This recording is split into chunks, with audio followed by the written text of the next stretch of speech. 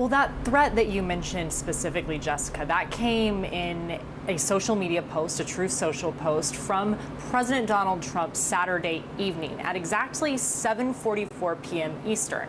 And that timestamp is significant because as that deadline is quickly approaching, he gave a very specific deadline. He said that the United States would, quote, obliterate Iran's power plants if Tehran does not reopen the Strait of Hormuz. And I want to pull up that post for you exactly, just to read for you verbatim what he said. He said, if Iran doesn't fully open without threat the Strait of Hormuz within 48 hours from this exact point in time, the United States of America will hit and obliterate their various power plants, starting with the biggest one first. Now, Iran's military did respond on Sunday, saying that if the United States did carry through with this threat, that Iran would then that the Strait of Hormuz would then be completely closed and it would not be reopened until the destroyed power plants had been repaired. رئیس جمهور تروریست آمریکا در ادامه رفتار تجاوزکارانه و ناامن‌سازی جهانی تهدید کرده است که اگر ایران تنگه هرمز را باز نکند، نیروگاه‌های ایران را هدف قرار خواهد داد. بارها گفته ایم که تنگه هرمز فقط روی دشمن و ترددهای با ضرر بسته است و هنوز به طور کامل بسته نشده است و تحت کنترل هوشمند ماست و عبور و مرور بی‌ضرر تحت ضوابط خاصی متضمن امنیت و منافع ما انجام می شود. لیکن در صورت عملی شدن تهدیدات آمریکا در خصوص نیروگاه‌های ایران بلا فاصله اقدامات تنبیهی انجام خواهد شد.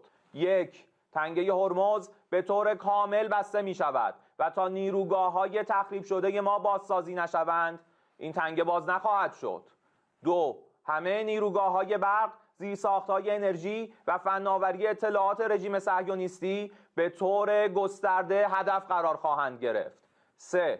همه شرکت‌های مشابه در منطقه که سهامدار آمریکایی دارند به طور کامل تخریب خواهند شد. Has the president changed his mind about winding down the war, as he said a day earlier, and instead plans to escalate? I think he said he could wind the war down at any time he wants. And Kristen, this is the only language the Iranians understand. But this seems to be an escalation, a threat of escalation, and it seems to run counter to his statement that he, in fact, wants to wind down the war.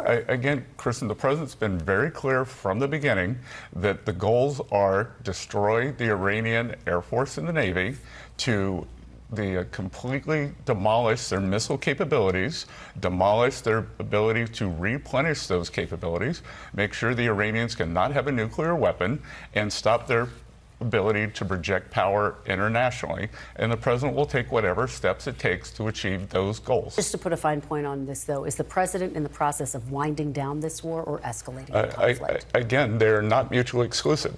Sometimes you have to escalate to de-escalate, Chris. Okay. NBC News is reporting that President Trump is considering sending troops into Iran. Will the administration use troops to secure the Strait of Hormuz or for any other reason, Mr. Secretary?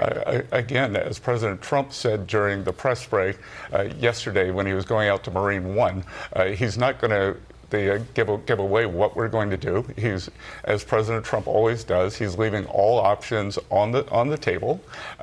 We had a very successful bombing campaign against the military installations at Karg Island, the nexus for all the Iranian oil supply. You know, what could happen with Karg Island, we'll see. And again, just to be clear, the command and control system of the Iranian regime is in chaos. This is Hitler's bunker. Hitler is dead. Himmler is dead. Goring is dead. Most of what you're seeing are lone wolf activities. The mid-range ICBM that was shot off, these 2 missiles yesterday, that's out of desperation, Kristen. You bring up Karg Island. I want to ask you about your statement. You said it could become a U.S. asset. What exactly does that mean? Could U.S. troops go into Karg Island to secure it? Again, as I said, all options are on the table. Okay, so that's a possibility. All options are on the table. President Trump can decide to fulfill the ultimatum and attack the Iranian facilities, the infrastructure, but then obviously the Iranians are going to retaliate not only against infrastructure in the Gulf states, the electricity one, but also, for example, the desalination factories. So we are approaching a severe expansion of the war. Or it can decide not to implement the ultimatum and stop short of this war and declaring win and try to make some sort of an agreement with the current radical Islamic Republic that it's much more radical than it was from the get-go, from the beginning of the war. So actually we are facing a decision point for the president because Israel will follow the president's decision and will have to decide, and as I mentioned, no easy solutions here. الان خیلی به صلاح کشور نیست و باید در واقع به نقطه‌ای برسیم که این ما امنیت آینده کشورمون، فرزندانمون و وطنمون رو تثبیت و تضمین کنیم. رئیس جمهور آمریکا هم باید بپذیره که تا الان ایران به جامعه جهانی لطف داشته سر تنگه هرمز و اگر تنگه هرمز رو اتفاق توش داده علیرغم همه تحریم‌ها یک لطفی بوده که ایرانی‌ها کردن. خب از این بعد این لطف نخواهد بود. قطعا نخواهد بود. هم برای کشورهای همسایه ما هم برای کشورهایی که دارن از نفت و انرژی اینجا استفاده می‌کنن. Unless this kind of stops somehow miraculously in the next few days, we're going to see a very big jump in prices in every single material around the world, from energy to food, because actually farmers depend on fertilizers, and there's a lot of fertilizers that are being produced in the region. There's a lot of scarcity which is coming our way if it doesn't stop fairly quickly. The main problem for the markets is that Iran has closed the Strait of Hormuz, through which 20% of global oil is transiting. But it's more than this. On top of that, there have been extensive damage to oil facilities in Saudi Arabia, in Qatar, in Kuwait, in the UAE.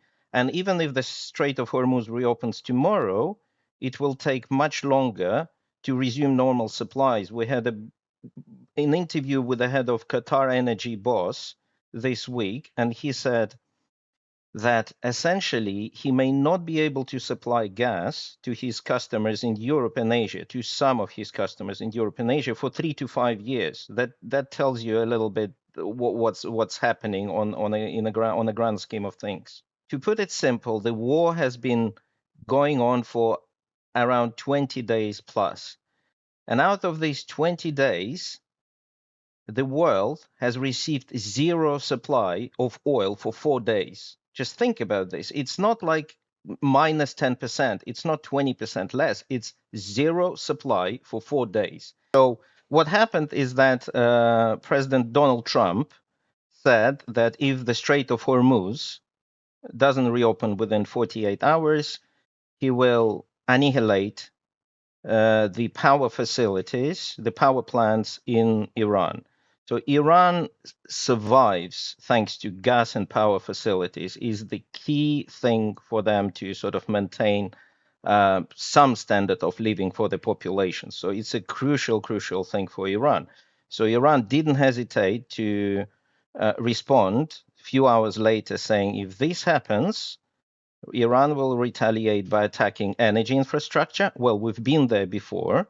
And they will also attack desalination facilities belonging to US and Israeli interests across the region. So it's important to understand what really is being said about the reopening of the strait. There is a lot of headline about Western politicians demanding the reopening of the strait and also saying that at some point there might be some convoys or escorts provided to tankers, etc. Now, if we disregard all this noise about convoy and just listen precisely for what the industry is saying, like the head of Qatar Energy, who we spoke to, the industry is being very, very clear about what they want. They want an acceptable deal, some sort of a peace deal, which will be acceptable to Iran. Because a lot of the industry guys are saying, I'm not sending my ships, even if they are protected by convoys. I'm not sending them back to the Strait of Hormuz. I want some sort of settlement between US, Israel on one side and Iran on the other side. Otherwise, I'm not taking the risk. 播报新闻是我的日常，必须时刻保持妆容和皮肤的最佳状态。当来到人生中最重要的时刻，也是 KS 逆时奇迹帮助我轻松驾驭，闪闪发光。KS 逆时奇迹活肤露、全效精华、精华霜，多达5种 EGF 6大冻龄关键成分，保湿效果让我非常满意，小细纹也不再困扰我。我就是我自己的最佳女主角 ，KS 让我从容自信，光彩动人。我是我人生中的大女主，我的最爱我做主。KS 逆时奇迹系列热卖中，下单请上快点购，透过中天新闻网 App 下单立减50，或输入 CTI 推荐码有额外折扣。